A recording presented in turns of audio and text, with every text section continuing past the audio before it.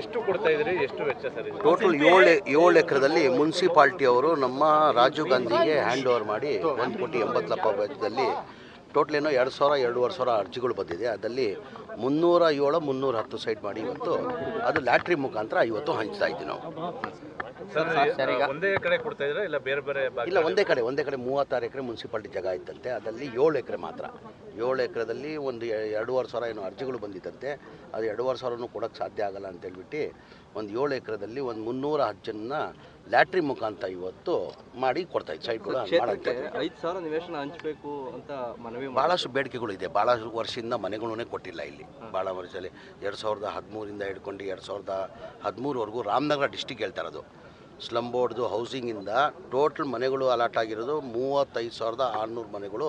ಹಿಂದಿನ ಸಿದ್ದರಾಮಯ್ಯ ಅವರ ಸರ್ಕಾರದಲ್ಲಿ 36,000 ಮನೆಗಳು ಸ್ಯಾಂಕ್ಷನ್ ಆಗಿತ್ತು. ಕುಮಾರಸ್ವಾಮಿ ಅವ್ರಿಗೂ ಮುಖ್ಯಮಂತ್ರಿಯಾಗಿ ಅವಕಾಶ ಸಿಕ್ಕಿದ್ರು. ರಾಮನಗರ ಆಗಿ ಮುಖ್ಯಮಂತ್ರಿಯಾಗಿ ಅವಕಾಶ ಸಿಕ್ಕಿದ್ದು. ಅವ್ರು ಬರೀ 690 ಮಾತ್ರ ಕೊಟ್ಟಿದ್ರು, ಮನೆಗಳು ಅಲಾಟ್ ಮಾಡಿದರು. ಏನೇ ಹಿಂದಿನ ಸರ್ಕಾರದಲ್ಲಿ ಸಿದ್ದರಾಮಯ್ಯ ಇರುವಾಗ 35,000 ಚಿಲ್ಲರೆ. ಕುಮಾರಸ್ವಾಮಿ ಮುಖ್ಯಮಂತ್ರಿ ಇಟ್ಕೊಂಡು ಈ ತಾಲೂಕಿಂದನೇ ಇಲ್ಲೇ ಗೆದ್ದು ಮುಖ್ಯಮಂತ್ರಿ ಆಗಿಬಿಟ್ಟು ಬರೀ 690 ಮನೆಗಳು ಕೊಟ್ಟಿದೆ. ಈಗ ನಮ್ಮ ಸರ್ಕಾರ ಬಂದಾದಮೇಲೆ ಈ ಬಾರಿ ನಾವು 2024-25 5,000 ಮನೆಗಳು ಕೊಟ್ಟಿದ್ದೀವಿ. ಎಷ್ಟು?